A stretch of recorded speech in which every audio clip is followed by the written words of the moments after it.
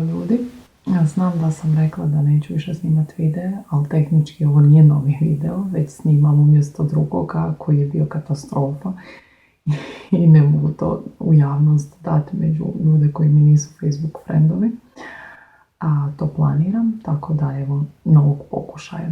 Tu sam pričala o ovrsi, znači o rješenju ovrsi koje bi dobili od javnog bilježnika i primjer je bio vezan uz firme koje potražuju neka dugovanja od vas koje ste vi već platili. I najučinkovitije rješenje koje po sadašnjem zakonu je dopušteno je to da kontaktirate tu firmu i vidite što se dogodilo sa onim što ste platili. Jer ako se radi o Zagrebačkom holdingu, velika je vjerojatnost da su oni to krivo proknjižili, a kako međusobno ne komuniciraju iz raznih razloga, vi morate utvrditi što se dogodilo s tim novcima.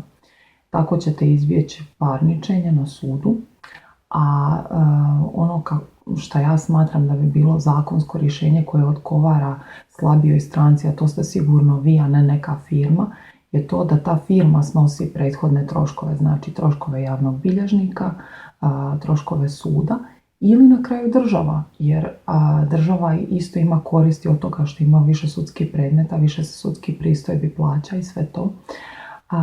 Tako da mislim kad bi se taj trošak na njih prebacio, oni bi puno razboritije utuživali ljude za par stotina kuna, to jest ne bi ih utuživali.